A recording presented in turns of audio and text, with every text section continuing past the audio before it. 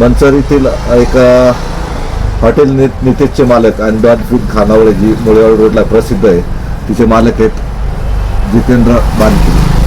तर त्यांची परवा त्यांची गाडी इथं शेजारी लागते, म्हणजे हरसुखभाई पटेल जी अंबिका इलेक्ट्रॉनिक्स आहे मंचरमध्ये लक्ष्मी रोडला.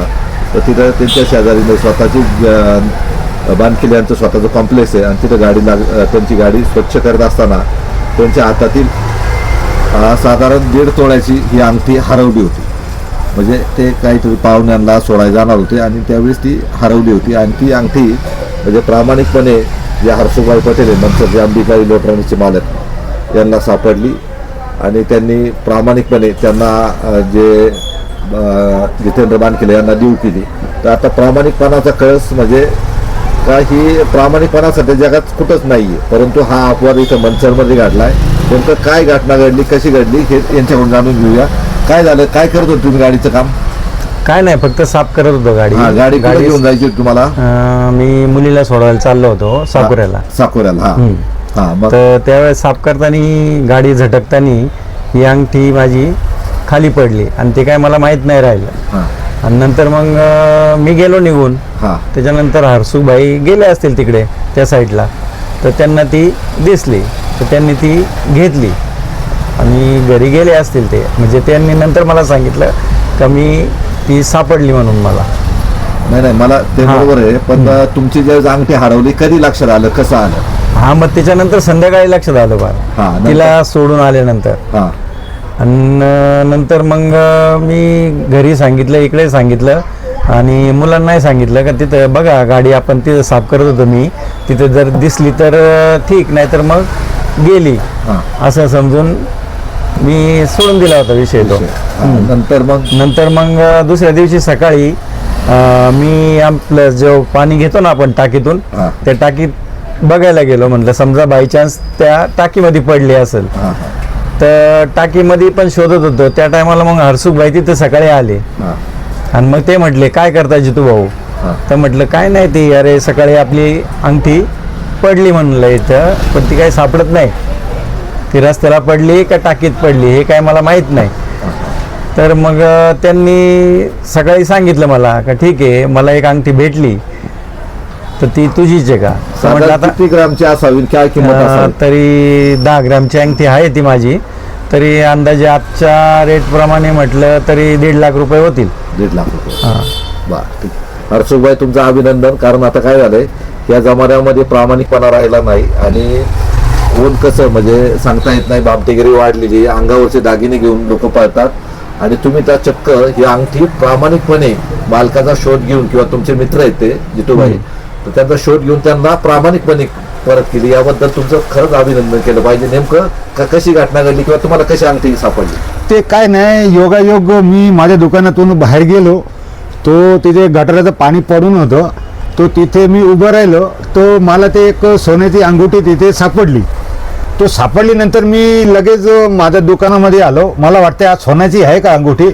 तो मी माझा मुलगा ब्रिजेशला सांगितले की ब्रिजेश बघा ही अंगठी सोन्याची आहे का कशी आहे? तो ब्रिजेश म्हणले की पप्पा ही अंगठी सोन्याची आहे. पण बरं झाले माझ्या मुलाने असे म्हणलं की ठीक आहे, बरं झाले पप्पा, हे कोणी विचारले तर आपण त्यांना देऊन टाकू. तो मला पण मनापासून माझ्या मुलाचा जो भावना होती ते मला चांगलं वाटलं त्यांचं. मला ठीक आहे, हरकत नाही, मला अंगठी तुम्ही ठेवा गल्लेतो, आपण कोणाचं असेल त्यांचं आपण देऊन टाकू. आणि महाशिवरात्रीचा दिवस होतो, म्हणजे एवढ्या मोठ्या दिवशी आपल्याला सोनं सापडतोय, मग तो भानगड काय हेच काय कळत नाही. पण तेव्हा ज्यांची असेल त्यांना किती तकलीफ होत असेल. मग नंतर कसं शोध घेतला तुम्ही? शोधमध्ये असं झाली घटना, ते दिवशी माझ्याकडे घरी घेऊन गेलो. दुसऱ्या दिवशी सकाळी जितू भाऊ बानखेले तो तिकडे काहीतरी पडापडी करत होतो. मी जाऊन तिथे उभं राहिलं की जितू भाऊ काय कसं आहे? बोला सकाळचा नियमच आहे म्हणून त्याला नमस्कार रामराम करतो आम्ही. तो दिसा बनवू ते म्हणलं काय नाही रे हर्षू भाऊ, असे माझी अंगठी कुठे हरवलेली आहे, पण मला कल्पना नाही कुठे पडली ते.